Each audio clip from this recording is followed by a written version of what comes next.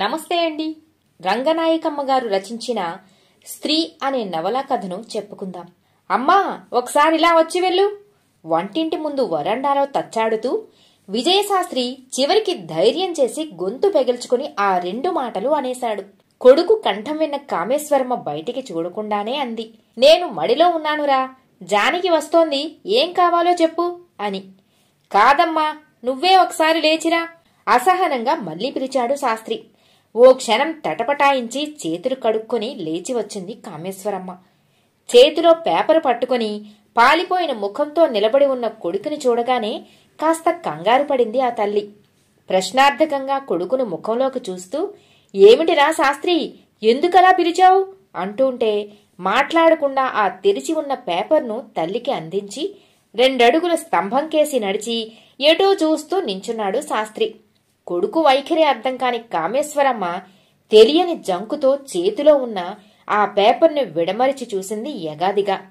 పెద్ద పెద్ద పూలదండలతో సన్నిహితంగా నిలబడి ఉన్న వధూవరుల ఫోటోలో స్త్రీమూర్తిని పోల్చగలిగింది. వెంటనే ఇది మన పద్మజ కాదు, మన పద్మజ అప్రయత్నంగానే అంటూ కొడుకు కేసి చూసింది.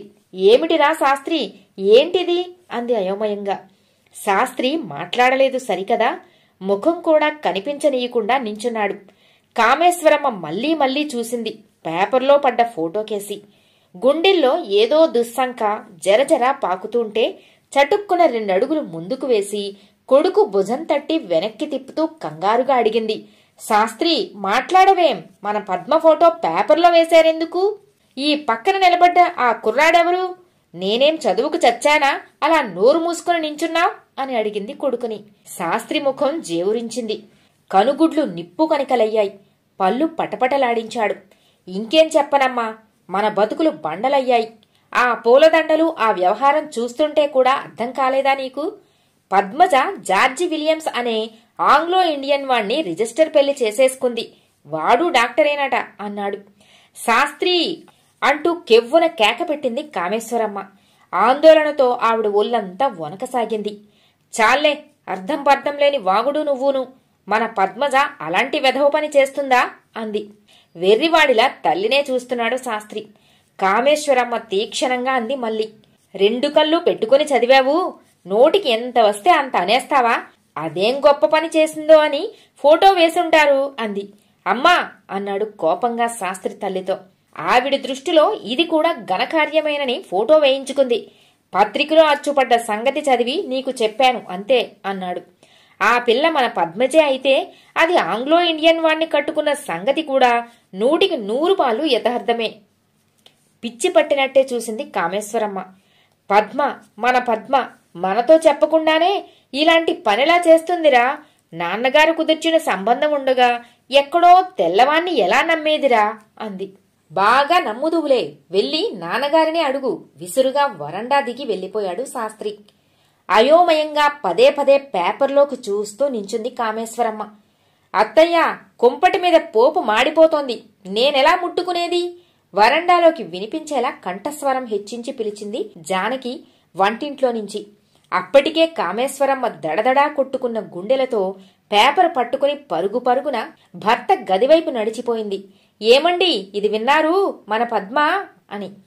ఈశ్వర సోమయాజి నిర్లిప్తంగా చూస్తూ కూర్చుని ఉన్నాడు పక్కమీద.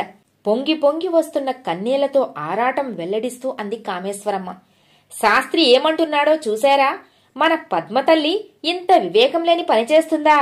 అసలు దాని ఫోటో ఎందుకు వేశారో కాస్త మీరైనా సరిగ్గా చదివి అంటుంది. కాముడు అని మంచు తాకిడి వంటి భర్త పిలుపుతో తెల్లబోయింది కామేశ్వరమ్మ. ఆయన ముఖంలో కళ్లల్లో ఏదో కాంతి ప్రకాశిస్తున్నట్లు తోచింది. మరేమీ అడగటానికి నోరు రాక ఇంకా దగ్గరికి వెళ్లి నిలబడింది. ఒక్క నిట్టూర్పు విడిచాడు ఈశ్వర సోమయాజి. పేపరు చూడకుండానే అన్నాడు, అబ్బాయి చెప్పింది నిజమే కాముడు అని. అలా కాదు, మీరు స్వయంగా చూసి చెప్పండి, నేను నమ్ముతాను. మన పద్మకే మంచి చెడ్డలు తెలియవనా? అంత పాడుపని ఎన్నడూ చెయ్యదు అంటూ పేపరు తెరిచి భర్త ఒడిలో పెట్టి దగ్గరగా కూర్చుంది ఆందోళనగా చూస్తూ.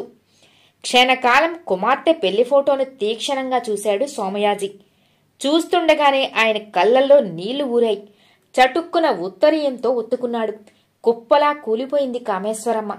కొడుకంటే ఏనాడు అపనమ్మకం లేకపోయినా అకస్మాత్తుగా అంత ఆపదని అంగీకరించలేక అంతవరకు పెనుగులాడింది. ఆ ధైర్యం యావత్తూ నీరుగారిపోయింది. ఇదేం ఘోరమండి, మనకి మాట వరుసకైనా చెప్పకుండానే దాని పెళ్లి అదే చేసుకోవడం ఏమిటండి? కులం, గోత్రం, జాతి, మతం ఏమీ చూడకుండా దుఃఖభారంతో ఆవిడ కంఠం మరి పెగలలేదు.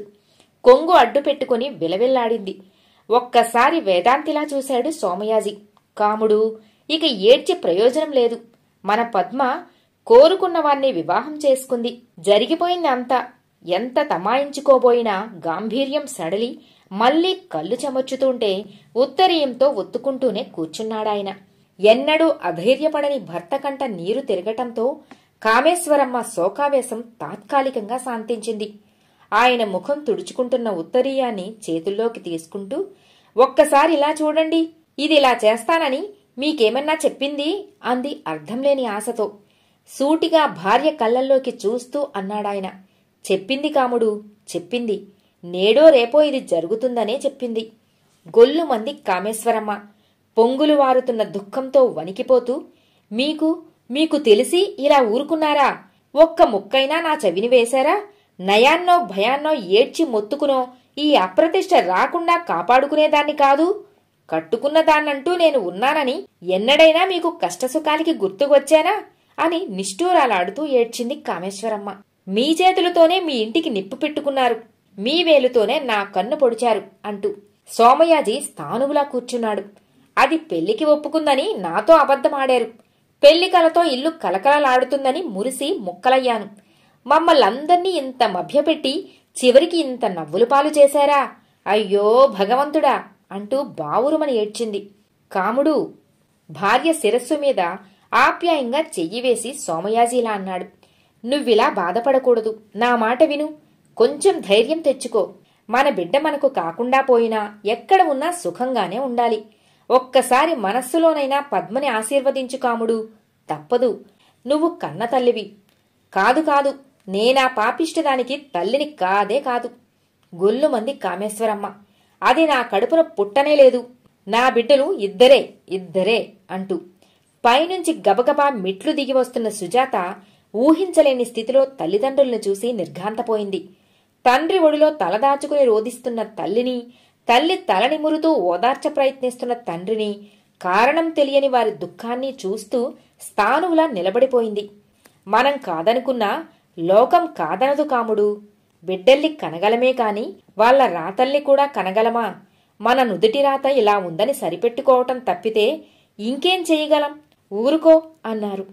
అవేం మాటలండి? మన నీతి, జాతి, పరువు, ప్రతిష్ట ఇవన్నీ ఏ గంగలో కలిపారు? ఇక ఇంకో మనిషి ఎదుట తల ఎత్తుకు తిరగగలమంటారా? మీకు మాత్రం కడుపు చెరువైపోవడం లేదు. అగ్నిహోత్రం లాంటి ఇంట పుట్టిన బ్రాహ్మణ బిడ్డ ఎక్కడో జాతికాని జాతివాన్ని కట్టుకుంటే అదిరిపడింది సుజాత. ఎవరి సంగతి? అక్కయ్యే. ఏం చేసింది? అలాగే నిలుచుని వింటే అంతా అర్థమైపోయింది. నేలమీద పడి ఉన్న పేపరు తీసి చూసి తన కళ్ళను తానే నమ్మలేకపోయింది. అక్కయ్య ఎంత పనిచేసింది అనుకుంది మనసులో. పద్మజ సాహసం తోడబుట్టిన సుజాతను అంతులేని విస్మయంలో, దిగ్భ్రమలో ముంచివేసింది. ఆ పైన ఆలోచనలు కూడా సాగనీయనంత జడురాలుని చేసేసింది. సుజా! తలుపువారు నిలబడి ఎప్పటినుంచో పిలుస్తున్న జానకి పిలుపు వింటూ ఒక్క ఉదుటిన లోపలికి పరిగెత్తింది. చూశావా వదినా, అక్కయ్య మనకెవ్వరికీ చెప్పకుండా మద్రాసులోనే పెళ్లి చేసేసుకుంది. అడగకుండానే చెప్పేసి బావురుమంది. అకస్మాత్తుగా ఆవహించిన భర్త ఆగ్రహానికి, అత్తమామల దుఃఖానికి కారణం తెలియక కంగారు పడుతున్న జానకి తీరా కారణం విని మ్రాన్పడిపోయింది. ఏ సాహసం చెయ్యకుండా పద్మజ కూడా 10 మందిలాగే సామాన్యంగా ఉండిపోతే విస్తుపోవాలి గాని ఎంత చిత్రమైన పని చేస్తే మాత్రం పద్మజ విషయంలో విడ్డూరమేముంది అనుకున్నాడు రఘుపతి. పద్మజ పెళ్లి ఫోటో పేపర్లో చూసినప్పుడు రఘుపతికి ఆశ్చర్యం కలగలేదు. సహజంగా పద్మజ చేసి తీరవలసిన పనేదో చేసిందే అని అనుకున్నాడు. అదృష్టవంతురాలు. ఆడపిల్లై పుట్టినా ఆది నుంచి కోరుకున్నవన్నీ సాధించుకోగలిగిన సమర్థురాలు. జీవితమంతా కలిసి బ్రతకవలసిన భాగస్వామి కోసం తల్లిదండ్రులను, సంఘాన్ని ధిక్కరించటం పద్మజ వంటి వాళ్లకు విశేషం కానే కాదు. చిన్ననాటి స్నేహితురాలి సాహసం తలుచుకుంటున్న కొద్దీ రఘుపతి మనసు ఆవేశపూరితమైంది. తన వంటి అప్రయోజకులు పద్మజ ముందు ఎందుకు పనికి వస్తారు? జీవితాన్ని శాసించుకోగలిగిన స్వశక్తి తనకు ఎండమావి. జీవితం విలువే గ్రహించలేకపోయిన తనకు జీవితాన్ని అనుభవించే అర్హత ఎక్కడిది అంటూ నిరాశగా నిట్టూర్చాడు రఘుపతి. మరోసారి పద్మజకేసి, ఆమె ప్రేమించి సాహసించి పెళ్లాడిన ఆ అదృష్టవంతుడికేసి మార్చి మార్చి చూస్తూ కూర్చున్నాడు. ఆ నూతన వధూవరుల ముఖాల్లో ఎంత ఆనందం!